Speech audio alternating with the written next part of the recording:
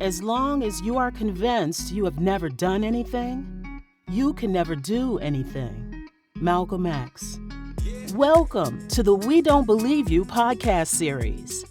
Our mission is to neutralize and dispel the false narratives, negative images, and disparaging stereotypes that have been perpetuated about Black people through various media outlets for centuries.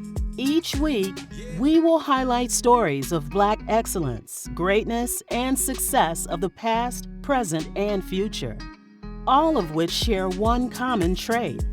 They chose not to believe the negative images or stereotypes that said they couldn't succeed, but instead achieved massive success in spite of them. And now, here's your host, Brian McCoy. Peace, and welcome to another episode of the We Don't Believe You podcast series, where our mission is to dispel and to reverse the false negative narratives and negative stereotypes that have been perpetuated about Black people in America for centuries. We do this by highlighting positive Black images of individuals who chose not to believe that false negative narrative, but instead chose to succeed in spite of it. And our next guest embodies this principle. He obtained his bachelor's degree from Hamilton College in Clinton, New York. He spent over 15 years working in the financial services industry, which began as a licensed stockbroker, recommending stocks, bonds, and mutual funds and investment strategies to his clients. Following his passion for financial services and for helping people achieve their goals, he entered the mortgage brokerage industry. After 10 years of building a successful practice of his own, he currently manages and runs the daily operations of the full-service mortgage brokerage, all financial services, which he also co-owns. He's a father, a mortgage broker, an entrepreneur, a philanthropist, a motivational speaker, and an inspiration and a role model for many. Most importantly, he's one of the most down-to-earth and cool dudes I know. Please welcome Mr. Ron Thomas. Man, what an intro. Thank you for inviting me on the platform, man. B, listen, man, if I can grab you and take you everywhere I go so you can give me that introduction, man, I'd be set up nice, brother. Thank you, man. Appreciate Well, we can negotiate that. Let's talk about that. Everything. That's true. I forgot who I was talking to. Yeah, no, everything's for sale. That's right. Thank you. Thanks for having me, man. No, thank you for being here. So, having met you, I guess it was maybe 24 years or so ago when we first got in the securities, stocks, bonds, and mutual fund industry. The fact that you've successfully transitioned into the mortgage industry with tremendous success is a testament to your ambition, hunger, and your determination and drive and just kind of all of the things that make you you. So congratulations on that alone. Thank you, man. It means a lot. We're not even close to where we want to be yet, but, it feels good to kind of take a second and reflect back or think back on some of those things, where we started and how it all began. It makes you appreciative of what we got today, how far we've come, you know what I mean? For sure. It definitely makes you appreciate the journey. So in terms of that ambition and drive and everything that makes you you, I kind of wanted to start from where I just kind of wanted to dig into where it all came from. Where were you born and raised? I was born and raised Bronx, New York.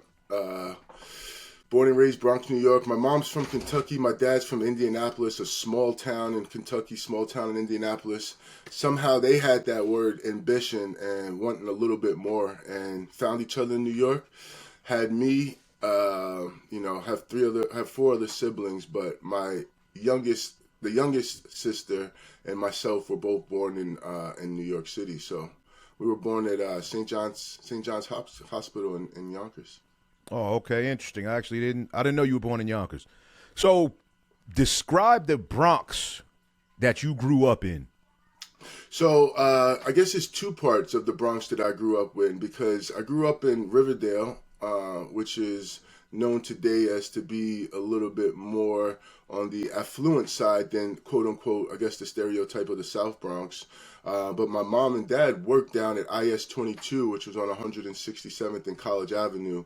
That's in the South Bronx. And they worked at they started an after school program called Cities in Schools, where they would help young young kids that are kind of grew up in poverty, and create an after school program for them, so they didn't have to be on the streets when their mom or parents were working, and they had somewhere to go to call community, and they didn't have to get involved with the wrong thing. So I grew up with kids kids down in the South Bronx on the concourse. I was really young then, so I had people around me. My mom and my brother was around in the school, and my dad at the time. But I grew up down there. So during the day we were there, came home, I guess, played, and went back to it. But the Bronx that I know is, growing up in Riverdale, really cool and good upbringing for a kid, but I also got to see the trenches. I also got to see poverty every single day. And, it was just one of those things where I had a good, healthy dose of seeing, different sides of life at a young age and living it, like I said. I would go to school. Yeah. I would go to school with my mother and my father every single day. Had a whole bunch of keys to every door in the entire school, and I'd just be running around there, causing havoc. But still just too young to go to school. But my parents had to work, couldn't afford childcare, so I went to work with them. And I got to see a lot of different things about how other kids were growing up. It gave me a good appreciation for, where I was brought up and where I grew up, and the community and neighborhood where I was.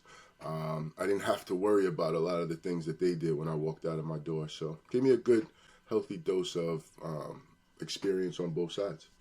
Okay. So what was it like growing up in your household in particular? So typical, single parent household. There were 5 of us. My dad died when I was 3 years old, so I grew up pretty much without a dad. I don't have many memories of him in the physical form, other than like pictures and old school videos or whatever. But typical one parent household. Mom's always working, grinding. I mean, she busted her.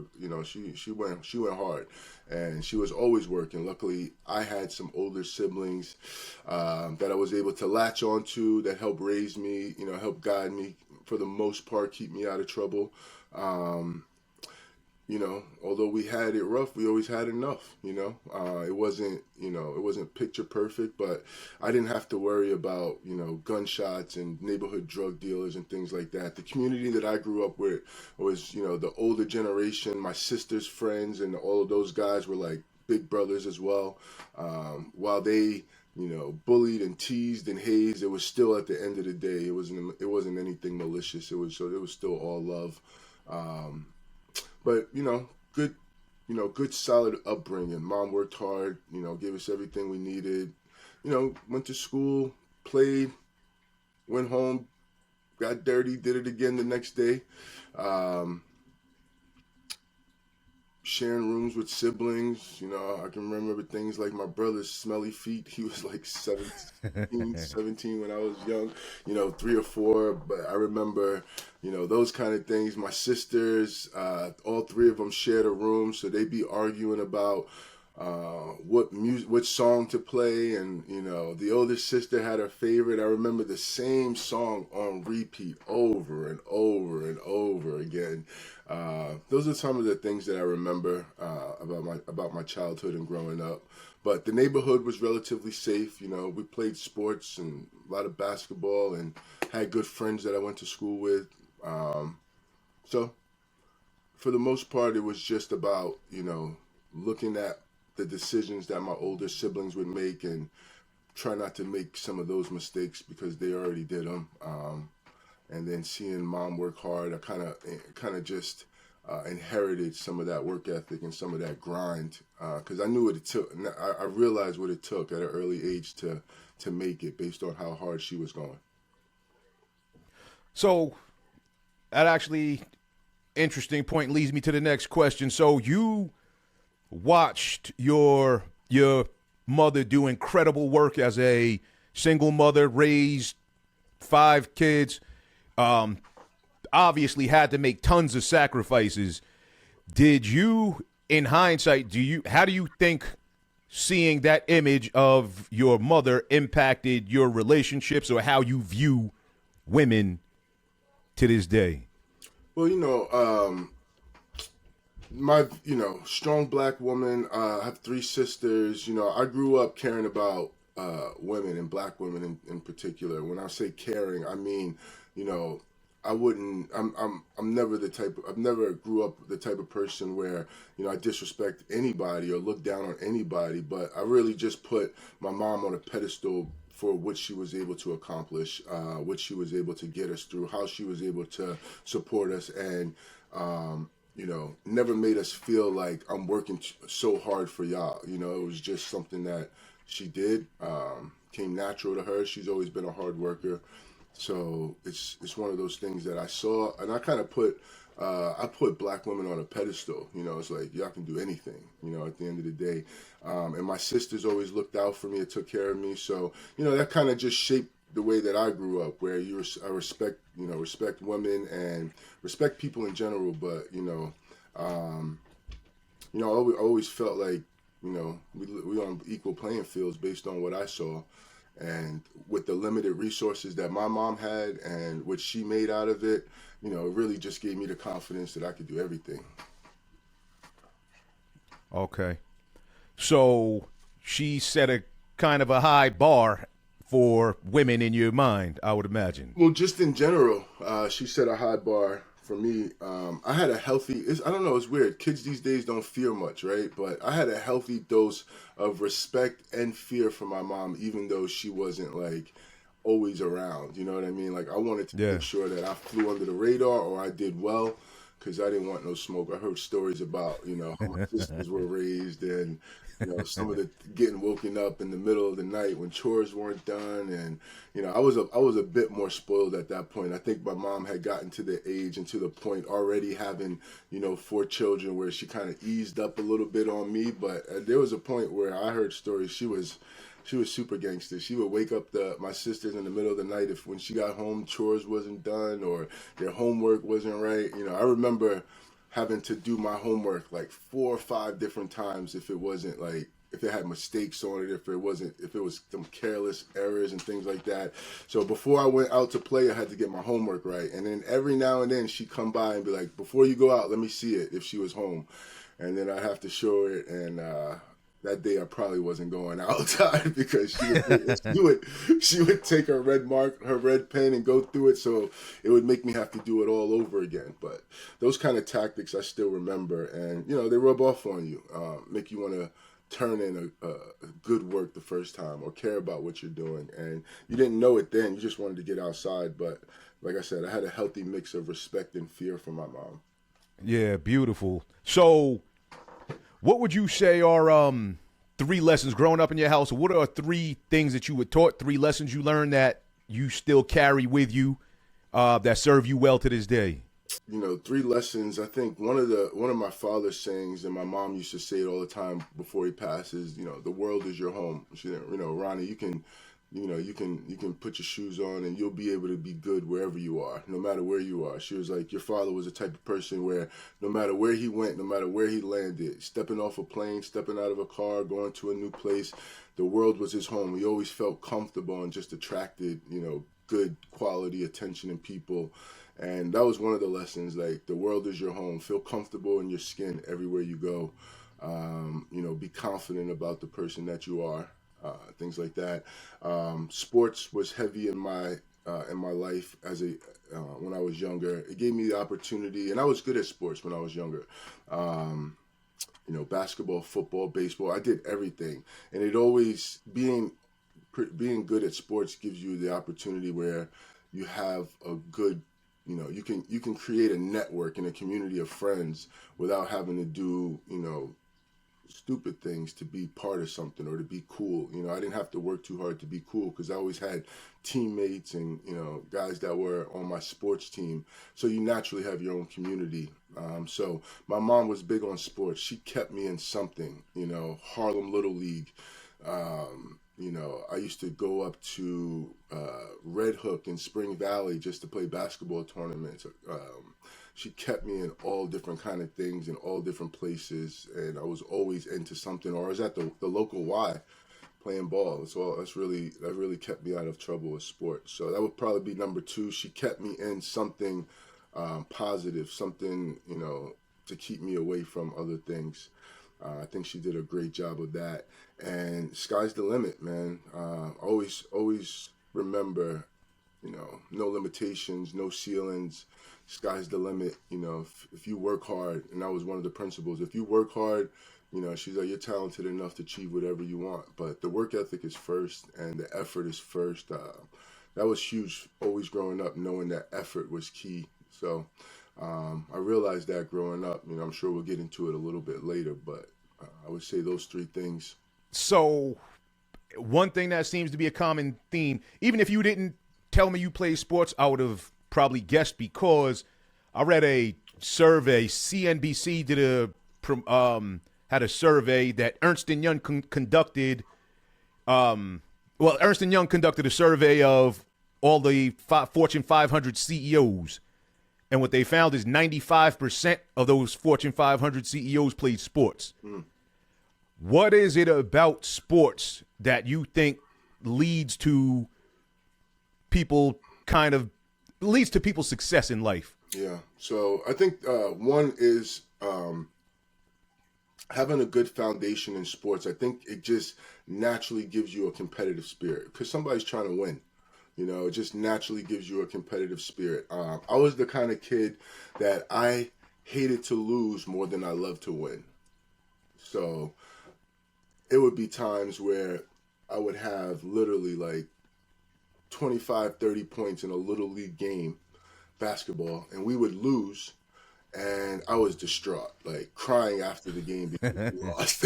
Like my brother, I remember, he'll tell you to this day, my brother would be like, Ronnie, you had 30 something points. Like, you led the team, you did great. I'm like, but we lost, man. What does it matter? We lost. We freaking lost. I remember being that kind of kid. I used to cry when we lost so that competitive spirit, I think, is why you have that stat, right? And I think it's probably super close because as you grow up playing sports, I was the type of person where I played football and basketball in high school. We won city championships in both in my senior year. So I was the kind of kid where I didn't know what I wanted to be when I grew up. And I promise you, nobody is growing up today unless they have somebody in their family saying, I want to be a mortgage broker. Then I don't think there's anybody that's growing up saying that. I didn't even know what a mortgage was, in college for the most part. But when I did go to college, I got a scholarship to play football. So I went to college for free, thank God. But at some point after your competitive sports career is over, more or less. For most people, that's high school. For me, it was college. My professional aspirations were over at that point. Just not necessarily aspirations, but I just knew Hamilton's a small school. So I took the money and I took the free education as opposed to trying to make my way at a different college where I would have been probably a little bit more on the radar if I had done really well to like work on, drafts or professional sports or anything. But the school that I went to was an academic school. Again, they gave me a full ride the entire 4 years. So I went that route. And after my competitive sports career was over, because I played football in college, then you still have that, that desire to win. You still have that desire to compete, and you can't really match that with anything else. So I think that's how I found my way to the sales environment. Stockbroker, real estate agent, mortgage professional, entrepreneurs, owning your own business. I think, the most important part of running a business is sales. You got to either sell your product or sell the service that you're offering. And, with that comes a bit of a competitive nature as well. You want to do better. If you have if you're working on a team of salespeople, you want to be at the top of that. So you do what it takes. So I think that's how it transitions. And then, that competitive nature, you reach some kind of success.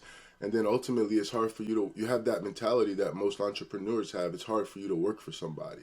unless you find the right people to work with. So that's one of my principles too, where I don't want people to work for me. I want them to work with me. You know, they say the sign of a great leader is not getting people to follow you, but getting people to join you. So that's always been one of my mantras as well, is, you know, don't have people follow you. You know, there's no attachment, there's no loyalty, there's no longevity there. But when you get people to join you, and y'all are after a common goal, I think it's super powerful.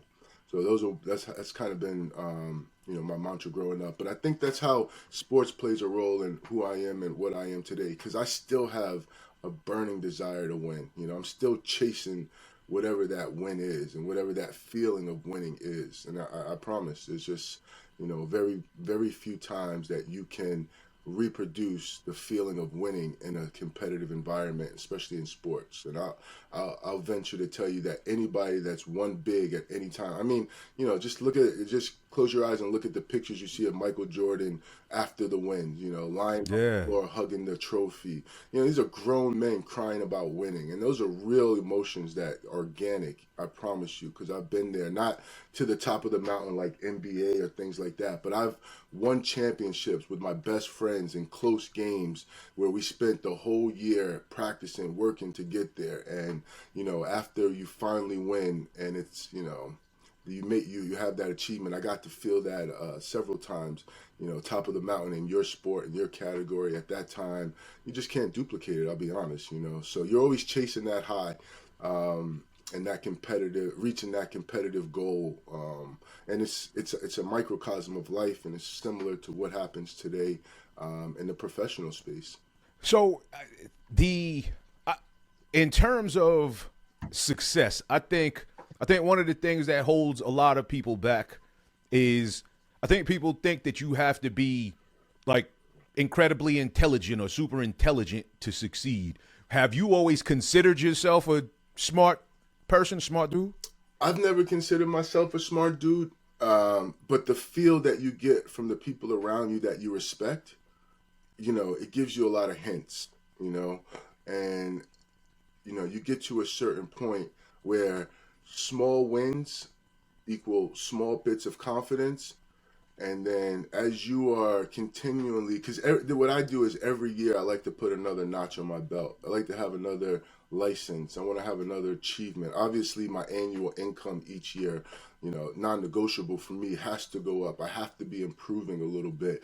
You know, I've got to be showing those small wins. So when you stack up a bunch of small wins, you know, achieving your goals, right? You're just you versus you.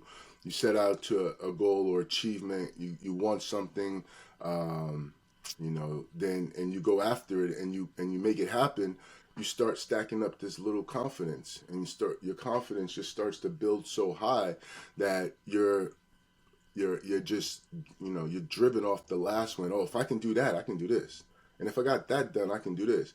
And then you look left and you look right and you see people that are not necessarily accomplishing like you are not necessarily, you know, moving in the direction that you're moving, at the pace that you're moving. You start to realize, hey, I might be a little different. But for me, I always keep that inside. That's my competitive edge that nobody knows. I'm not going to sit out here and start talking about how much better I am than anybody, because there's so many people that are doing it on a higher level than I am. But I am conscious of the people around me that I respect, and, you know, the value that they say that I add. That's more important to me, because I'm going to go hard no matter what, and that's for myself. Like, I can't let myself not, you know, achieve certain things. But I really take pride in some of the people around me and what they say. You know, the mentors or the people that, you know, I really respect, and how they hold me and how they treat me and the positions that they put me in. It tells me like they know I'm ready for it, you know, or the rooms that I sit in because I've been invited to. It tells me a lot about what I've done, and you know, those things are powerful. Those are small confidences that drive me. And I need those every single day. I need that gas every single day. I need to know that the idea that I had, that I implemented for my team, and when we start seeing signs of it working, those are the things that feel good for me. So so you went to college, but in hindsight, where you are now, does it require a college degree? No, absolutely not. It doesn't. It doesn't require a college degree. Now, I was a communications major, so in hindsight, a communications major. Most of the athletes in my school, most of the football players, basketball players, they were communication majors, and my school was tough. It's a small Ivy League, Hamilton College. If you look it up, for a liberal arts school, it's always top 10 in the nation. So writing intensive, super competitive. A lot of the kids there were from like these boarding schools, affluent kids from boarding schools, had a really solid background for competitive education. The school was tough. It was hard. It challenged you, which I liked.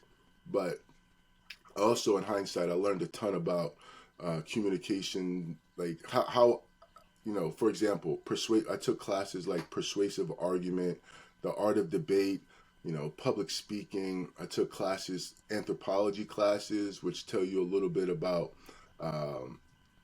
natural traits of human beings and, what they do. And all the way down to phonetics.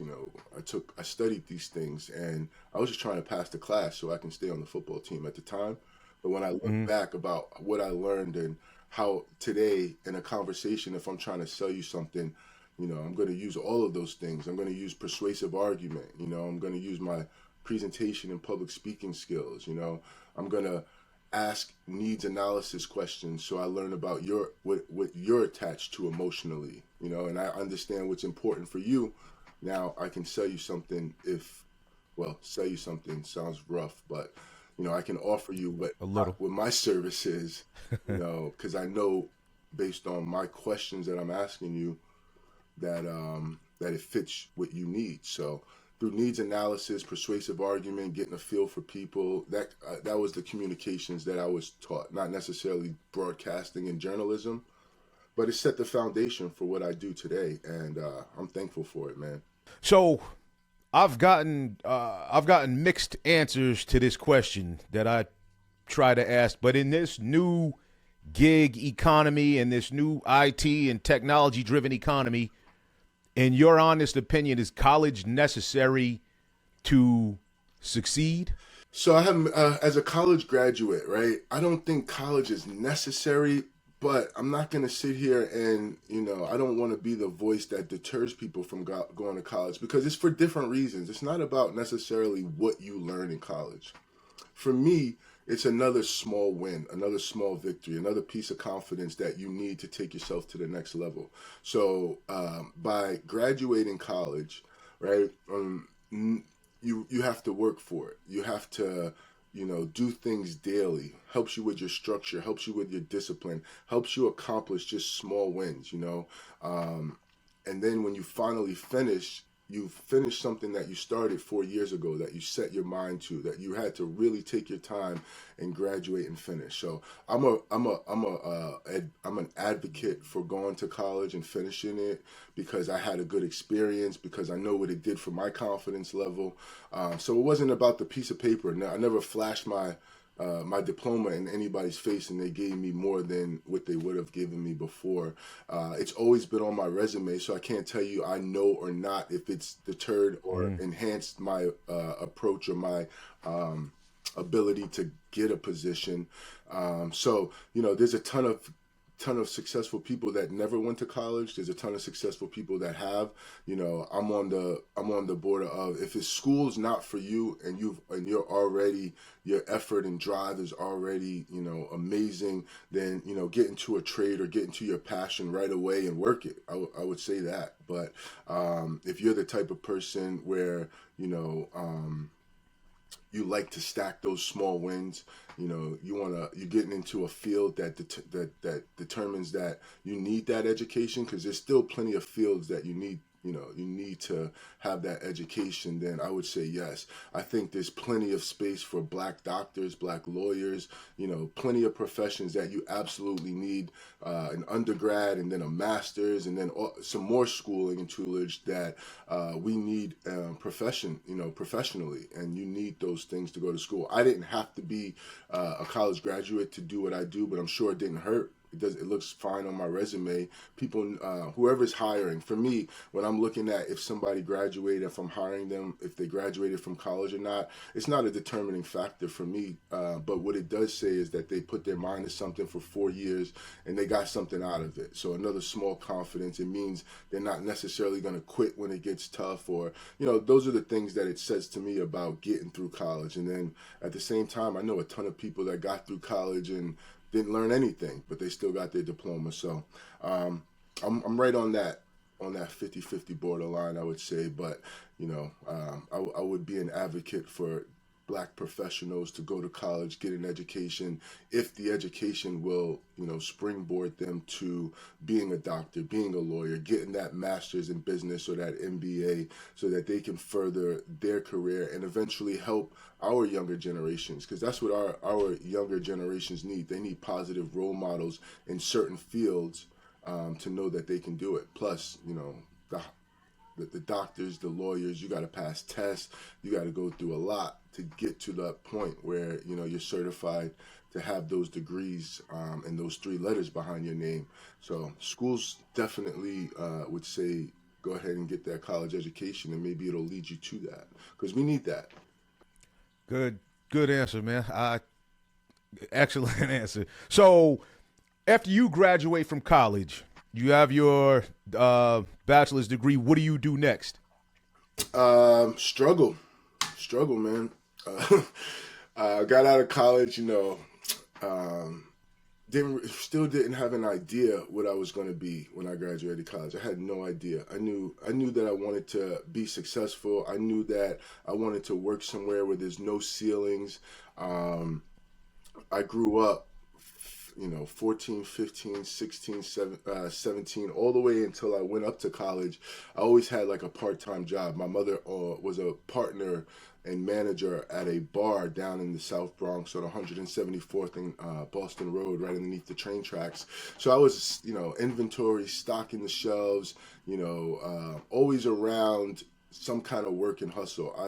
I feel like I helped out a lot growing up, inventory. As soon as I can drive, I was running errands for the business. I mean, you name it, I did it. Clean the floors, clean the bathrooms, stock the shelves.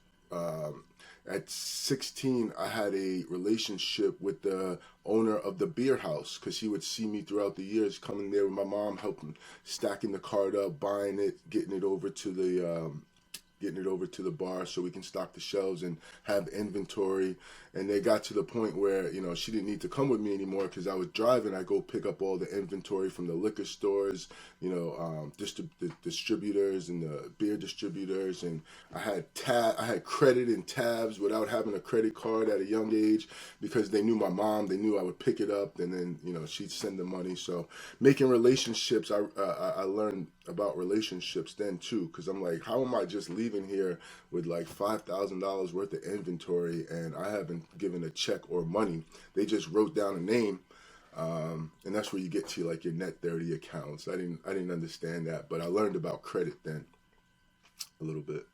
But as far as your question is concerned, I struggled. I didn't know what I wanted to be, but that effort piece of me growing up, seeing my mom do what she do, she always needed help, and I was like, I like money. As a young kid, I liked money, so I knew she would pay me after the day. I didn't know how much, but I knew I would make some kind of money if I just spent the day working. So I just always found my way like that. So coming home from college, I didn't know what I wanted to do. I just knew I wanted to get done with college. In hindsight, it might have been a mistake. I graduated college at 20. So my birthday's in November. So I went to college at 17. I graduated 4 years later at 20. It's just kind of how it was. I was fishing. I was looking for what it is that I'm going to do. And I didn't know.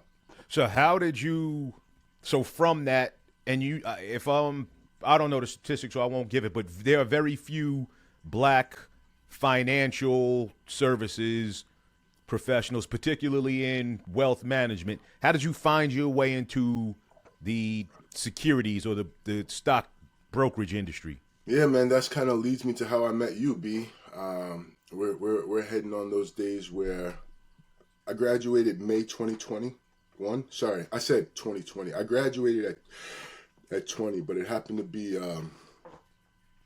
when I graduated. I graduated in May, and yep, spent the summer. Didn't know what I wanted to do. At this point, my mother and I always had a great relationship, but I'm home from college. I'm feeling myself, I guess, and I don't know what I'm gonna do, but I'm just trying to take a break because I just graduated. Just wrote a 20-page thesis, and I just want to relax for a minute. But it wasn't a whole lot of relax in my house. My mom was like, "What are we gonna do? What are your plans? Yeah. What's next? What's next? And make sure that you don't lose steam. You pick up something. What do you want to do?" And I didn't know, so it just happened to be in the park where I live in Skyview, and we're playing basketball. We're at the basketball park, and Chris.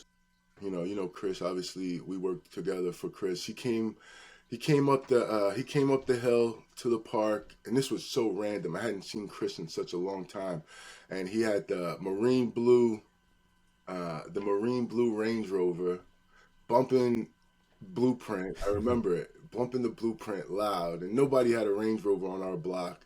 So when he came through, I'm like, damn, that's CB, And he was like an older brother of mine.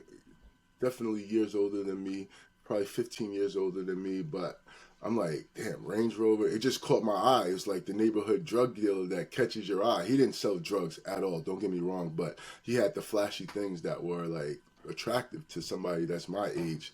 So I'm like, man, I wonder what he's doing, So he pulls up, he stops, and I'm like CV. I'm like this young kid. I'm like, man, yo. I was like, this joint is hot. You got the range, and I think this was right around the time. I'm about to date myself, but this was right around the time when Jay-Z was like, you either got the 4.0 or the 4.6. The range. Yeah. He's like, nobody got the 4.0. You got to get the 4.6. Sure enough, I looked back at Chris. What's the difference between the 4.0 and the 4.6? Yeah, like 30. Like, sucker beat it, right? I swear to God, the first thing I did was look at the back of the Range, and it was a 4.6. I was like, oh, he's really doing it. He's really doing it.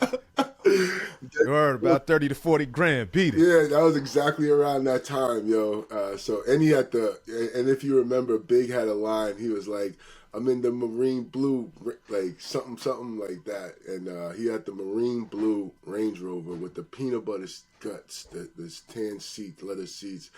And it was just on a different level. I just have this visual of that to this day. So I'm like, man, what are you doing? He's like, get in the car, let's take a ride. Just like that, I remember. He's like, get in the car, let's take a ride. So we get in the passenger seat. This is like how I got into sales right here. So we get in the passenger seat, and he drives me to Yonkers. And I didn't know that the office was right here, but if you remember that parking lot right next to our office, it had the where we all parked. It had that ATM. Like a little bank ATM right there. So he drives me to Yonkers, and he's like, this is in the building where my office is at. And it was right in Getty Square up on South Broadway. So he drives into the bank ATM, and he drives in the wrong way so that the passenger side is right on the ATM, and the driver's side is, away from the ATM. Usually you go around and you pull up, and on the driver's side ATM, you stick your card in, blah, blah, blah. But he did it the wrong way, first of all, because that's Chris. He always does things his way. So he put me on the ATM, gave me his his debit card, and was like, pull out $200 or something like that. I don't even think he needed the money, but what he wanted me to do was pull the receipt out. He wanted me to get the balance receipt. Like, I know it was his strategy. So he pulled out the balance receipt, and it was like, I gave him his $200, I gave him his cash, and then I gave him the receipt because it's rude to look at somebody's balance. I was like, here, I don't even know why you're doing this, but here. I gave him his money, and he was like, look at the balance, like that. Now, he wanted you to see the balance. He wanted me to see the balance. So he's like, look at the balance. And it was like $153,000. I remember it was like $153,000 in his balance. You know what I'm saying? And I hadn't seen nobody with money like that just sitting and chilling. Nobody. And that was like crazy money to me for somebody to have that where I'm from. So I just remember asking him more and more about what he's doing about stockbroking, because he knew I just finished college. So in his mind, he's probably like, I need some young people around me. I'm starting to recruit. He's always probably looking for a good fit for what he did. Turns out, they were selling stock. They were stockbrokers. Just happened to be in Yonkers, not in Wall Street. So instantly I'm like, yo, I need a shot, man. I don't know what you're doing. I don't know anything about a stock. I don't even know, you hear about stockbrokers. You see the movies about Wall Street. I could have watched Wall Street, probably the movie, 100 times, but I still didn't know anything about stocks or what selling was. I didn't even understand any of that. I was just like, yo, bro, I need a shot, man. I don't know what you're doing, but I want to do it. If you can make that kind of money, I want to do it. I want to see what you're doing. So he was like, nope. Like, I don't think you got it, or nothing like that. So I just remember days went on, and I was pestering him. Whenever I would see him, I would just pester him like, yo, bro, I need a shot, man. I don't know what you're doing. So finally, I think it was like a Sunday, and I was just like, yo, what are you doing, man? Give me a shot. I was hungry for an opportunity, and once he showed me that receipt, man, it was like stuck in my head. I didn't know anywhere else that I could get some kind of money like that, and from around people that I was close to. So I remember, and this is a while ago, but I remember, because this is how this is where I started from in sales and business and understanding money and stuff like that. So I remember it was like a Sunday, and he was like, look, if you want a chance, you're gonna be at my house tomorrow, like 8 a.m.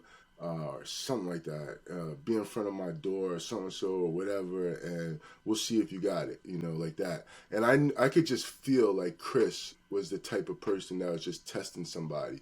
And as soon as you didn't like, meet that, because it was something crazy that nobody was like, Sunday at 7 a.m. be at this place and whatever, and if you're not there, you're not ready, or something like that. So sure enough, wherever he said to be at whatever time, I was like 3 or 4 or 5 minutes early. Like, I want a shot, and that's how his way of gauging if you really want it, if you're hungry. Yeah, hunger. So Chris was like that.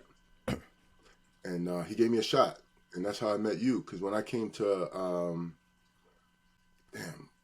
when I came to the brokerage, it was you, a couple of the older guys. You had just passed your test, I think. You might have been like 8 months in to the company, if I don't know exactly how, but I remember you had just passed your test, and you were my age. I think you might be a year older than me or something, but you were my age, and you had just passed your test. And to this day, B, I gotta thank you, because you were privately, my gas, because that's what I needed. I needed to know that somebody did it, that it was possible, and then that's really all I need for anything. But that's really what I needed. I needed to see somebody that looked like me, my age, that had plugged themselves in, did what they were supposed to do, and got the reward. So, I got to give you a lot of credit. It's years ago, but, me seeing that you did it and you passed your test, it gave me that, okay, I got this. I can do this too. Yeah, nah, for sure. And I, Chris will remain a kind of a monument in my mind, because you really do need that, especially if you young and black. Because the thing is, it could have easily been he was selling drugs. It could have been easily he was doing something on the other side of the law, and he was like, yeah, come get in. Yeah. And he had the money, he had all of the attracting power, he had the money, the cars, the stuff, and it would have just been so easy to just follow him. But we followed a young black man into the brokerage Chris had that swag, man. He always said the right thing. He always had the nice stuff. Yeah, he was a ill kind of like psychological mastermind with stuff, and he just knew what to say, even with, like, he would do stuff like give you the keys to his Benz and be like, yeah, just run to the store and give me some, I'm like, yeah, he's probably not even hungry. Yeah. He just wants me to drive the Benz because he wants me to be hungry. That's it. That's how he was. Nah, and that's how he was. That was the beauty of that time. So how did that all, I mean, we all know how it ended. You probably wouldn't have to get into it, but like so that period ends for you, right? Yeah. And neither of us, well, I'll speak for myself. I didn't get what I went in there for. Nah. I was in there like, yeah, all I want, and I was 21. I was like, I just want a laundromat and a liquor store. And I was like, yeah, and I know that I could get the bread from that here. Yeah. Needless to say, I didn't get the laundromat or the liquor store from there. Nah, but did. how did that? So we left that situation. How most people in a sales environment, if sales don't work out, the last thing they doing is going to another sales environment. From that, how did you end up in another sales environment? How did you have the confidence to go into another sales environment? Well, it was bittersweet, because I felt like we had the recipe for success. I think with Chris at the leadership, you and I were up and coming. We were starting to get our stride. We were starting to sound better on the phone, starting to understand our business and what we were trying to do a little better. I mean, we had gone through a considerable hazing, you and I and whoever else joined the company at the time. I don't know if you remember, like, the straight line pitch. And if you messed it up, like, you just had to hold things in your arms and deliver in front of the entire office until you got it right. Like bottles and whatever they could find, they would just give you the hold. And every time you messed up, you had to start over again. But I, in the back of my mind, I felt like we had the recipe for success, but we just had awful timing. I think at that time the stock market had completely collapsed. Everybody was tanking and losing. I think it was like shortly after 9/11, not too long after that, where, after 9/11, everything was just in uproar. But I think our timing was just off. And I think we had the right skill set in the building, the right effort. Because if you remember, we worked from like 8 a.m. to 8 p.m. every single day. It was every dark. day. It was dark when we went home every single day, like every single day. It was non-negotiable. We was there from 8 a.m. to like 7 p.m. because we had to be in the office long enough to call people on the West Coast. So we had to be in the office like 8 to call people at 5 when they were getting off of work, or, even sometimes later than that. Shit, I remember being in the office sometimes to like 11 or 12 so we can call Hawaii, which is like 6 hours away. I mean, we were just burning it. We were just dialing, smiling and dialing. So I remember putting in over 100, 200 calls. Like, I don't regret that time at all, man. I think, like I said, I really feel like we had the right model of success and the right people. I learned so much in that period of time about sales. And, if you just say the right thing, then, or ask the right questions, if you just understand the formula for how to pitch and how to sell, I really got my bearings in those couple of years there. I really learned everything that I needed to learn in those times. So it was a disaster at the time, but I always felt good about those days because I really felt like I gained a lot of ground. Like I learned a ton, and I really feel like I needed to be around that environment where you work so hard but make nothing. So I always chalked it up to timing. We had the right everything, just the wrong timing. So, I wasn't scared to get back into sales. I was eager to get back into sales. I wanted to capitalize off the things that I learned, because I don't remember if you had much success or any success, but I remember getting 2 people to send accounts, to open up accounts with us. After I got my license, I remember getting 2 people to open up accounts with us. It deteriorated quickly, but I remember getting a little bit of success, and that's kind of also what I needed. I needed those yeses, and that's when I learned that no means not yet. I really learned no means not yet in those days, because no just meant I didn't have the right experience. No just meant I didn't say the right thing. No just means I didn't uncover the right needs for the client. I didn't provide the right value. So it always came back to me. Full circle. Like, instead of finger pointing, I became a thumb pointer at that time, and it helped me.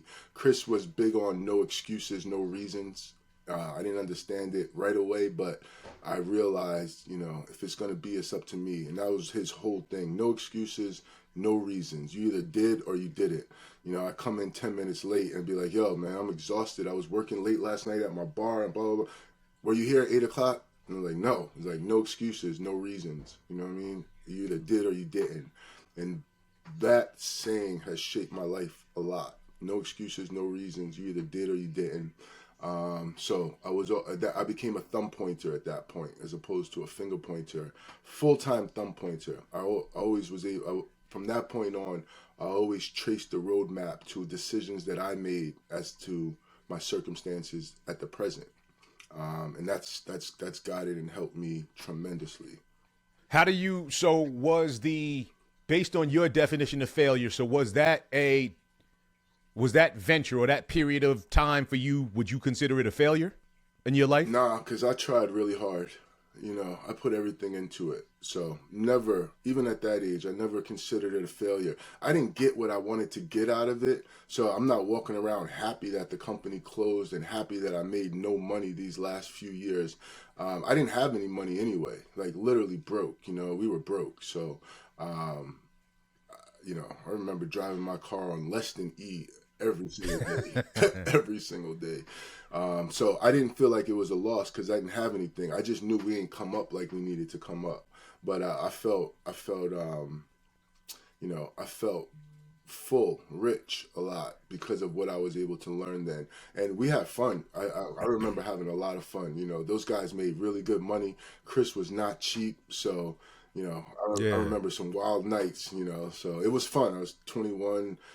Chris used to pay for everything. We'd go to Sue's Rendezvous, and I remember quick story. I remember going to Sue's Rendezvous, which was a strip club, and we were so drunk. Chris was so drunk, and he had so much money at the time, right? This must have been commission day, and they must have hit big. We didn't know, because I don't know about you, B, but I think we made $800 a month as a stipend. Remember, was it 800? Yeah, it was $800 a month. It was like $800 a month, not a week, a month we made. So $200 a week, right? So we were broke. But at those guys, it must have been at the end of the month, and they got money. You know what it was? This is what it was. The day I passed my test. It was the night I passed my test. Everybody, they had bets in the office if I was going to pass or not. Because the Series 7 license is pass-fail.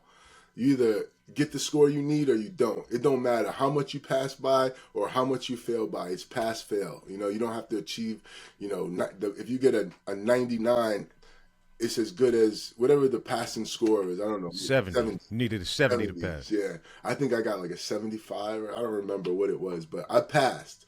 Didn't matter what I passed with, but I passed. And I think that night we went to Sue's Rendezvous. We bought bottles. We had a great time. And I remember Chris was...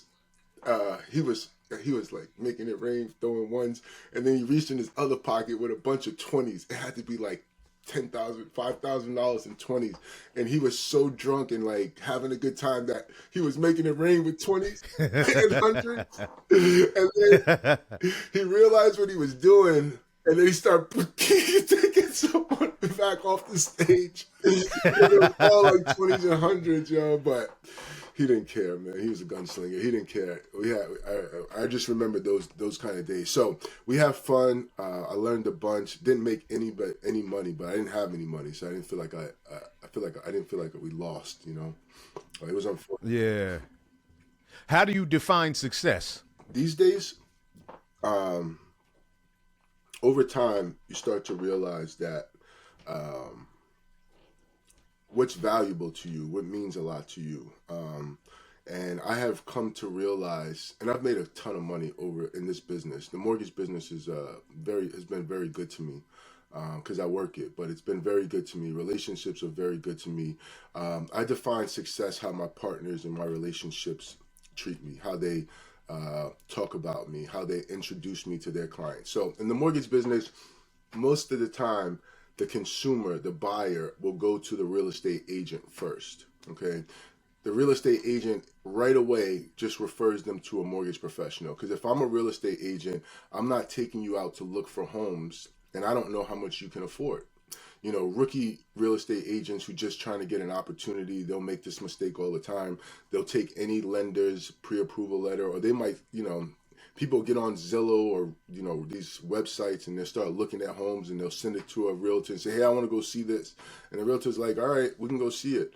But what they should do first, and what most do first, is they go and they refer them to a lender. like myself, a mortgage broker, or they go to a bank. There's plenty of companies. Mortgages are so lucrative. They're so profitable that all different kind of companies offer mortgages. You know, Allstate Insurance, State Farm at a point was offering mortgage loans. You know what I mean? Because there's so much money being made in that business. But anyway, they go to the realtor will refer them to a lender. And then we get them pre-approved, get them back over to the real estate agent. They start shopping for a house. But I make a ton of partnerships and relationships with real estate agents because instead of me going after 10 clients, I'd rather go after and make relationships with 10 realtors that have 10 clients. And now I have 100 potential buyers at my disposal as opposed to just going after or marketing myself to homeowner. I probably will never be successful. But if I use the law of large numbers and I rely on centers of influence, those would be real estate agents or people that attract clients that want to buy houses, you know, I stick to those relationships. So to answer your question, I hold the way that I define success are based on the referrals that I get that are reoccurring. As opposed to the transactions that I make, because I'm a relationship guy. I'm not a transactional guy. So I value partnerships and relationships, and that's how business comes. You know, the new currency these days is not dollars and cents. It's relationships. And if you make the right relationships and you work hard for them in the beginning, then they'll feed you for life. And that's how my life has been. I've got some amazing partners in the real estate industry that are agents, and when they get an inquiry or a home buyer that wants to do business, they don't even think twice. They send them right to me because they know I'm going to take care of them and that we're going to get to closing and lock that deal up. So they're trusting me with their livelihood because there's a significant commission for them to make too. So a lot of my business is referral and word of mouth, and that tells me I'm doing a good job. So the career expert website Zippia estimates that there are roughly 25,510 mortgage brokers in the United States. Roughly 9.3% of them are black. So relative to the population of 14% black people in America, that 9.3 is relatively low. Mm-hmm. In your opinion, why do you think that there are so few black mortgage brokers? For one, it's a long loaded question, but again, for one, nobody grows up and says I want to be a mortgage broker. Number one, nobody grows up and says I want to be in mortgage, especially us. And I think it goes back. I mean, it's a really deep question, and I've analyzed these things over my tenure in this business. I've been doing this for a while, but I look at it all the way back to my mom didn't buy or own. You know, your mom probably didn't buy or own. We all rented. Everybody that I know that looked like me, that grew up like me, we all rented somebody else's. And we didn't understand, or our parents didn't understand, that you are paying a mortgage. It's just not yours. I don't think ownership was taught to us. Ownership, we didn't see that. You know, in the South, people own their houses and their and where they are. So, but we didn't. We grew up in apartment buildings. You know, I didn't know anything about ownership or the importance of it. Whereas though a lot of other kids do, they grow up with that ownership. The first thing they do out of college is they try to buy something, and their parents will help them. But for us, we're just trying to find some place to rent, get on our own. So I think that has a lot to do with it, understanding what ownership it actually is versus renting when you're growing up. So I think that plays a major role in it. But I always wanted to understand finance and money and credit so that I would know it for myself and for my family, but also as I got older, I wanted to give it back to our people and make them understand the importance of ownership. And you know, I can go on and on for days about it, but I learned it from white folks, from white people, from the banks. I worked for Wells Fargo, which is the world's #1 mortgage company based on the amount of accounts that they have in the mortgage business. So they're a bank, Wells Fargo, everybody knows, but their mortgage department is vast. They own and do a ton of mortgages. So I went to work for them because I wanted to learn how they do business. I wanted to learn. I felt like it was large corporation, and I would learn a ton. So I did. I went there. I worked there for a few years. PNC Bank, which is a national deposit bank, they have a mortgage department. I worked there for a couple years. There's a bank today known as Truist. I worked there for 4 years, and I just really wanted to learn how banks do mortgage, how ownership works, how I had so many different clients from all walks of life, mostly white when I was working for those banks. But, I just got to see so many different things and learn so many different things over the years. And I wanted to learn so much at that point that I can give it back and create a platform for ownership where I can, provide insight, good counsel, and treat people as if my family member were going to buy a house. So give them that kind of knowledge and education. Never worry about the commission, especially at this age, at this point. Just worry about, and helping people understand how important ownership is. That's my goal. That's my mantra right now is ownership. I don't care about the rates. I don't care about nothing else. But the sooner you can get into a house, the sooner you can buy something, man, go ahead and do it. Do it. Find out what it takes to buy, what you need to do, and go ahead and get yourself a little piece, because the only thing on earth that they're not making more of is earth. So you got to carve you out a piece of real estate. So according to, and that's excellent advice, and we all appreciate it. According to Brookings.edu, so 2022, they described the wealth gap between black and white households as for every $100 in wealth held by white households, black households held only $15. So I've read and researched a major reason for that wealth gap and for that wealth gap widening is because the real estate markets, stock markets have all boomed. Like I think the Dow, when we first got in the game, if I'm not mistaken, the Dow was probably under 10,000. Right now, the Dow Jones Industrial Average is like 37,000 or something like that. So trillions was made over that period of time. But we don't, as a whole, for the most part, we don't invest in stock market. And to your point about real estate, we aren't able to take advantage of these booms. Yeah, so real estate is the biggest reason for that gap. A lot of people understand that ownership is huge, right? Let me just walk you through a quick ownership scenario. It takes 3 to 5 years minimum for a piece of real estate that you buy to become an asset, right? Real estate's a good investment, so it takes a while for it to become an asset. For most people are going to put down the minimum, which is like 3.5%. So let's just use it's a very easy number to work with. Let's use you're going to buy $100,000 house, right? So on a $100,000 house, you put down 3.5%. Your mortgage is $96,500. The house is worth $100,000. It's going to take about 3 to 5 years in this scenario. One, for your house to appreciate some, and also for you to pay down your mortgage sum. So when you pay down the mortgage balance and your house appreciates, that creates what we call equity. And that's more or less money or profit that is being generated. It's a margin.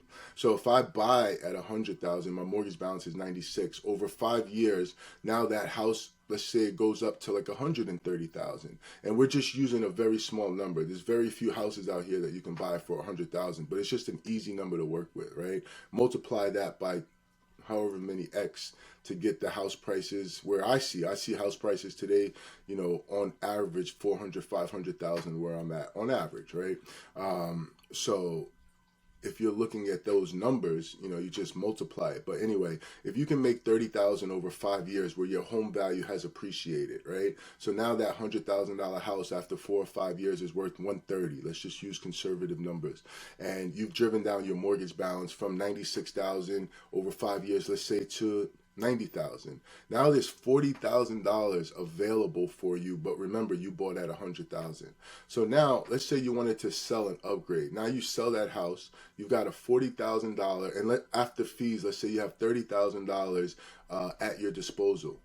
5 years ago, you started with 3.5%, plus you have some closing costs, right? You might have started with 8% of 100,000 in order to buy, which is $8,000. But now you're looking at a spread of like 35 grand. You could use another 3.5% for a larger house to put down, and then use some money to pay off some debt, use it to start a business, use some of that money to buy a rental property. So now the leverage that you receive from ownership is so much greater than a renter, which is 100% interest, because you built this equity thing. And this is what our people are not doing, or just starting to do, I would say. I think a lot of it has to do with our parents were, I like to call us first generation responsible people. And you and I, right? I like to look at us as first generation responsible people, because if you look at what your mom and dad did, if there was anything for what my mom had to do, she did what she had to do to give me the leverage to do what I need to do, or what I want to do, or provided a platform where I can use, the foundation that was set for me in order to find my way. I think our parents just did what they had to do, more blue collar than anything else. So it gave us an opportunity and a foundation and almost an obligation to do a little bit better. So I like to consider us first generation responsible people, where we have the ability to learn different things and then put it back out in the universe and see what we can make of it. Where our parents did what they had to do. I mean, I'm a firm believer in that. So, over time it'll get better, but that's one of the reasons why you see those percentages. In 2022 or 2023 also, there was 4% of the homes purchased were from African Americans, 4%. Even Hispanic community were up to 8%. So they're even doing better than the black community in ownership. But it's just because we don't understand. We also don't have the habits. We also don't have the education on credit. When you're buying a house, you really earn it. You need a minimum credit qualifying criteria. And even though 620 credit score is a minimum qualifying criteria, us as African American people, we think 620 is a good score. If you Google it, the average credit score is, I think, 697 or somewhere in the 700 range. But we think 620 is great. That's average? That's average. You Google it. That's average in the United States. So a good credit score is in your 700s, and your average credit score out here, average, right, is 700, somewhere around that 690 number. So it changes, obviously, as time changes, but the last time I Googled it, it was in that 690 range. But just like you, it's kind of shocking, right? We think that 620 is great credit, but it's not. And buying a house, you need a good credit score, which means, you've developed habits of paying your bills back. It doesn't make sense that you would qualify or even want a mortgage, which is a 30-year obligation, on a $2,000 payment, and you're over here missing $25, $30 minimum credit card payments, So it's about creating good habits for ownership. So you got to have good habits in order to have decent credit. Then that's the first part. That's the credit part. The next part that you have to have and that we look at is your income or your employment. So you need a minimum of 2 years working somewhere, and it can't be jumping around from industry to industry. It can't be getting paid under the table. You got to have a decent history of employment, stability, because you're about to sign a 30-year loan. So you got to show stability in your income. And then you need a little bit of skin in the game. You need some assets, money to put down, money for closing costs, even though there are plenty of down payment assistance programs out there. So I always talk about the home buying process and the mortgage process and loans in general as credit income assets, CIA. And I have that conversation with everybody. And the reason why we don't own is because we haven't understood the principles of credit, income, and asset. We might have one of those things intact, but the other two are shot, So if we can get families, and especially black communities, to understand how important credit, income, and assets are, and how credit cards aren't free money. You're going to destroy your reputation and your credit profile by just frivolously spending. I went through that too. So it took me longer to establish myself, because I'm like, credit card, college, free money. I'm broke. Let's do it. But our parents are teaching. We got to teach our kids that don't take the bait. Don't mess your credit up. Cash is great, but credit is king. So that's powerful. And someday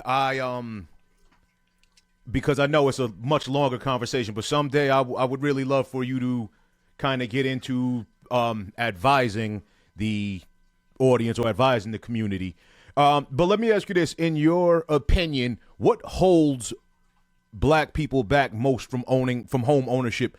Would you say it's stuff like having the credit issues and not qualifying, or because they assume that they don't qualify, so they never even try. Yeah, both, right? Because there's nothing about your credit profile. There's nothing about your employment profile. There's nothing about you having zero money in the bank today that will stop you from buying a house next year. And what I mean by that is you got to start somewhere. Most of us think it's too hard, so we don't start somewhere. The best thing you can do is go to a real estate. If you can't find a mortgage professional or don't trust one or don't know or don't want to put yourself in an awkward position, everybody knows a real estate agent because it's such an attractive business these days. Everybody knows somebody that's in the real estate industry. Or with Instagram and Facebook, there's real estate industries that are promoting themselves. They're basically saying, please call me to talk about homeownership. So that's easily accessible. What that real estate agent's going to do is connect you with a loan officer or some kind of mortgage professional, because they're not going to waste their time showing you a house at $500,000, but you can only afford $300,000, or you can't afford anything, or your credit doesn't support your loan profile, and you need some time. But anyway, what I'm saying is, if you start today, no matter what your situation is, it doesn't mean that you can't improve that. Even if you have no job, it may take you 2 years to buy, because you gotta get into a job and be at that job for a couple of years in order to get qualified for a mortgage. And I'm talking about on a high level. There's plenty of ways to skin this cat in the mortgage business, but you really have to have a decent credit, income, and asset profile. But if you start today, maybe you're 2 years away, but that's not so long. If when we think about 2022, right? We're at 2024, 2022. Where it's 2 years have come and gone. So you could be at nothing. You could have horrible credit, no job, no money in the bank. But if you start today and you talk to somebody like me, I'm going to help you put those pieces in play as far as what you need to do. And if you're the right kind of person, you're driven and you want it, then you're going to do the things that I tell you to do to put yourself in a position to buy. And whether it's 2 years from now, 2 days from now, I've been doing this for so long, and I've seen so many people start with nothing and get where they need to be, that we finally get to the closing table, and they're thankful for the journey because we started somewhere. But if you don't know, you think it's too hard, my credit's shot, I did this and that, then you'll never get started because you'll never know. There's plenty of people that I talk to where it's too challenging for them, and they'll shake their head like they're going to do it, but I can tell probably not going to go down that path. But at least they know what you have to do.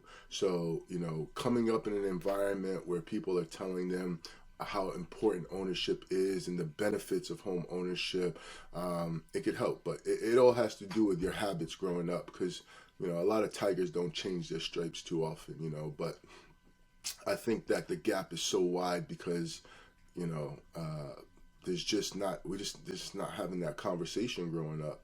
Right. Yeah, no, I was I actually read that. That's kind of, in a lot of white homes, that's dinner time conversation, mutual funds, stocks. And that's conversation that they have at dinner. But like you said, to your point, our parents kind of didn't grow up in that, so they didn't have that information to relay to us. My mom could only talk to me about working hard, Yeah, and that had its value too. No disrespect. That definitely had its place. That's all she could talk to me about, because that's really all she knew. Effort, Yeah. So, like, to your point about starting today, like, one of the favorite quotes of all time was the best time to plant a tree was 20 years ago, but the next best time is today. Right.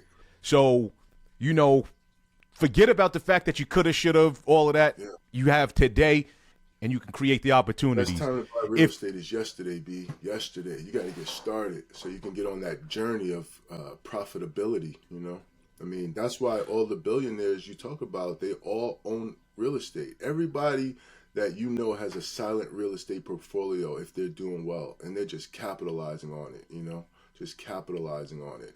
Everybody who's renting has a landlord. That's ownership. They're paying somebody's mortgage.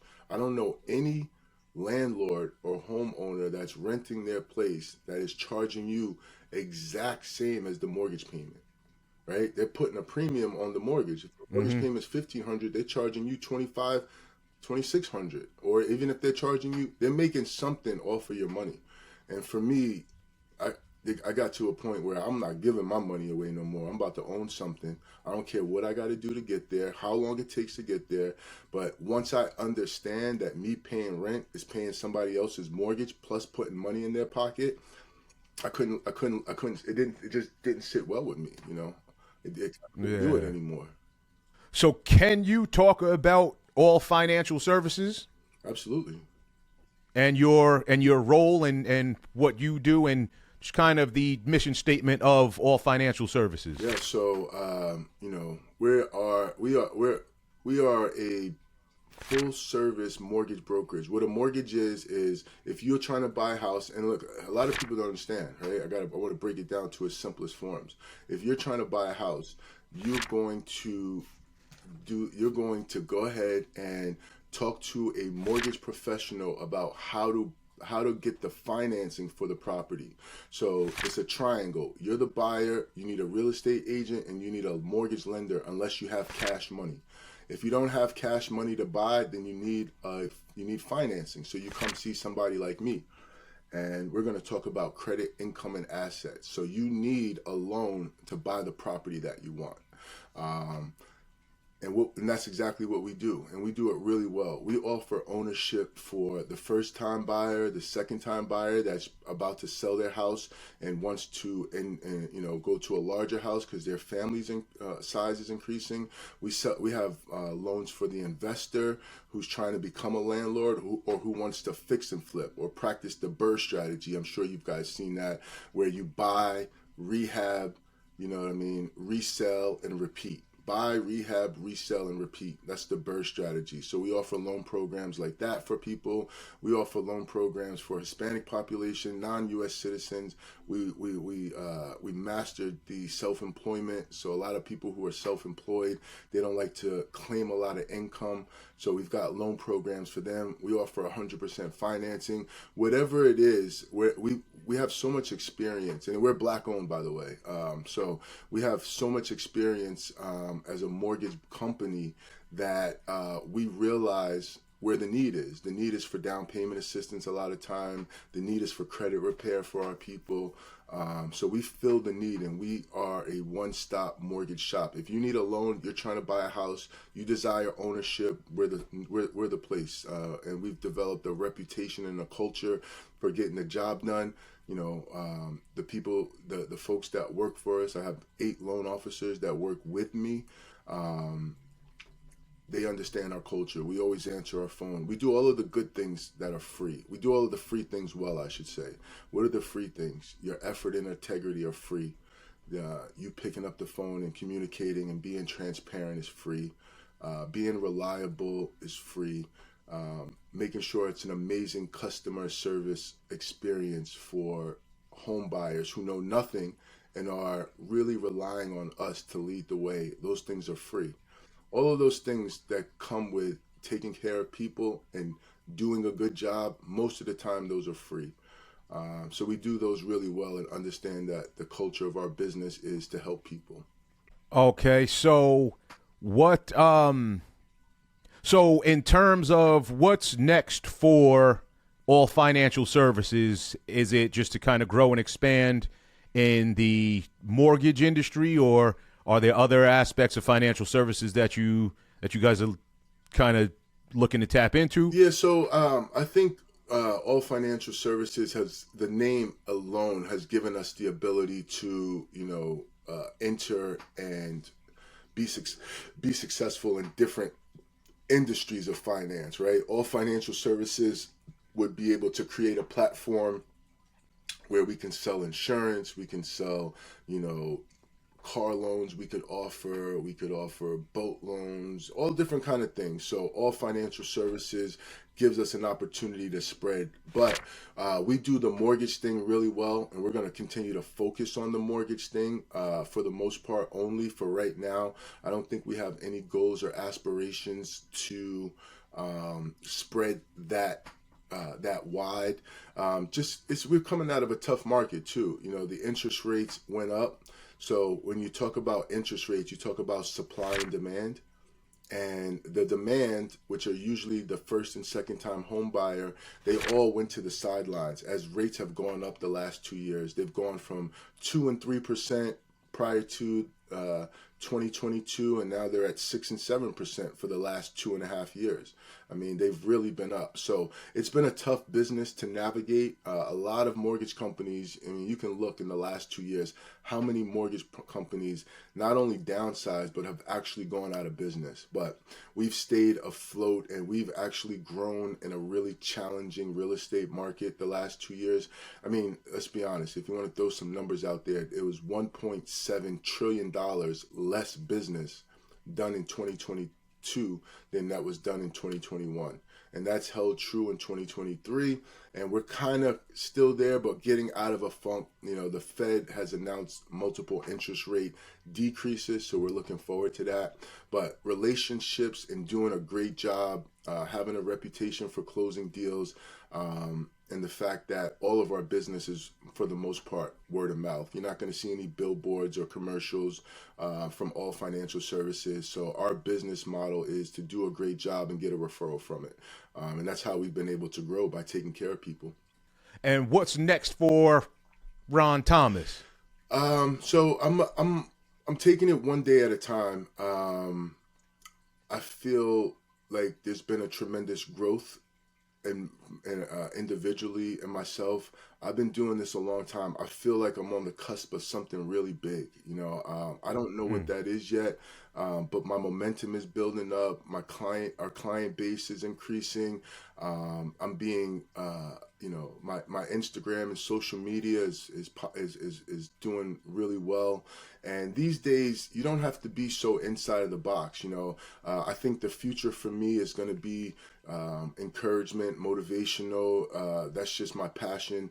I'm not in the mortgage business. I'm in the education business. And if I can lend what I've learned over the years to people, not only that look like me, but to any young up-and-comers, I feel like, you know, it's going to be a platform for me. So I think down the road for me, there's going to be some motivational speaking. There's going to be some pay-for-engagement type situations. I think somebody is going to pick me up and, you know, realize my skill set, what I bring to the table. My experience, you know, is top-notch based on all of the things that I've been through, all of the deals that I've closed, everything that I've been around. And, I feel like I'm going to be really, I'm prime, and I'm getting better every single day, and I really feel like it. Like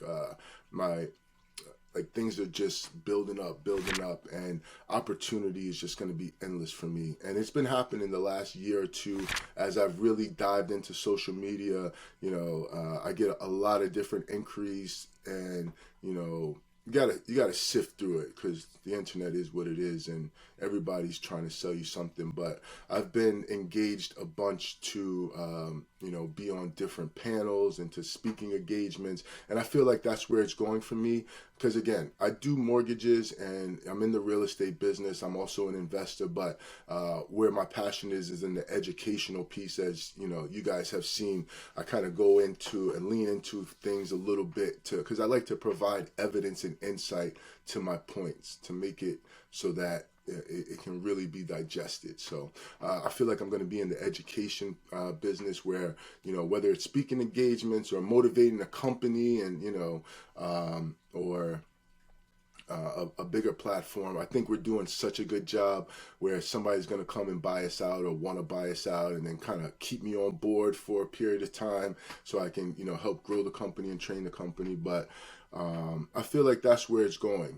Somebody's going to try and buy us out because we have a really good business model. We've got a ton of really dedicated referral partners, which are real estate agents.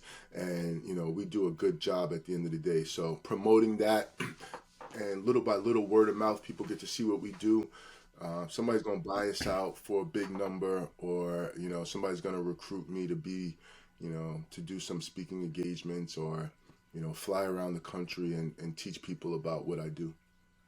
And so you putting that out in the atmosphere, and that's a whole nother conversation that we should probably have at some point in the future. But obviously I speak for all of us when I tell you how incredibly proud of you we are, incredibly proud of your journey we are, and thank you for the for being the positive black image of drive and determination and ambition and success that you are.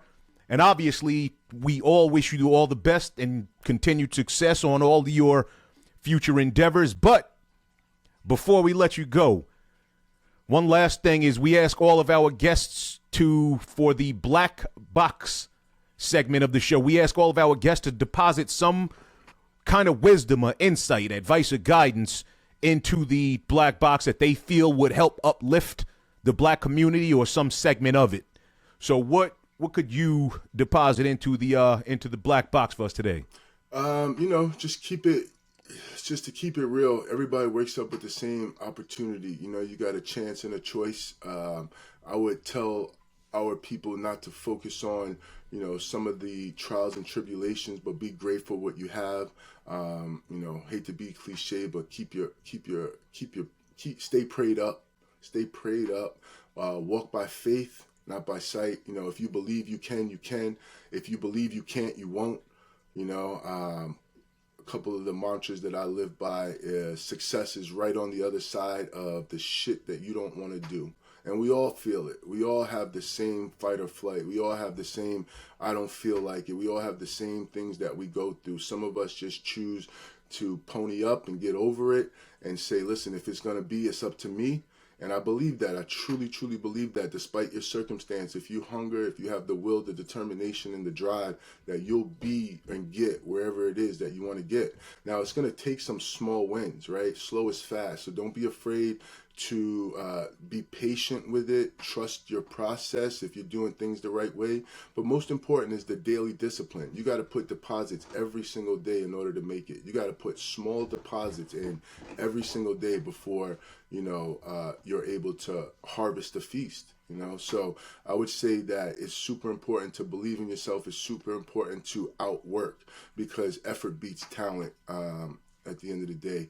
And I'll end by saying, back to those excuses and reasons. You can make excuses or you can make money, but you just can't make both. Powerful. You got me gassed, man. You about to go make me read something or something, man. That's what it is. Yeah, but ladies and gentlemen, Mr. Ron Thomas, a.k.a. Captain Mortgage. Captain Mortgage on Instagram, all financial services. We're local to Maryland, but we do business in 23 states. Follow me because there's a lot of insight. There's a lot of mortgage information. I'm a real person. At this point, I'm touchable. You can reach me. I'm going to answer my DMs. Any of your questions, I give freely at this point because God has blessed me with such a great family, which I want to mention, my fiance, my son. I live a great life. I live a positive life, and I love it. And I want that for everybody. We still got so far to go, but I want to thank my family for giving me the support that I need to do what I do. I want to thank you, B, Brian, man. I have a tremendous respect for what you do. I have a tremendous respect for you in general. You're one of the people that I started with. So always remember, you've got a great, great radio and podcast voice too, brother. Your projection, your tone, your cadence. I can tell that you've studied and practiced this. I think that this is something that you should stay with, stick with, and grow. I can't wait to see how it explodes for you. Truly blessed to be a part of your platform, and humbly, I thank you, brother. Thank you. Thank you, and I appreciate it. So thank you all also. Thank you all for tuning in. And if you also do not believe, or you choose not to believe the false negative narratives or stereotypes perpetuated about black people, and instead you choose to succeed in spite of them, please like, comment, share, and subscribe. And together, let's reverse those narratives and let's make great stuff happen. Go smash that subscribe for my brother. Thank y'all. Peace. Thanks for listening to the We Don't Believe You podcast with your host, Brian McCoy. We hope you feel enlightened and empowered by our show. Please visit our YouTube channel at We Don't Believe You and our socials at We Don't Believe You on Facebook and Nah, Don't Believe You on Twitter X. Please subscribe and share our podcast. Peace.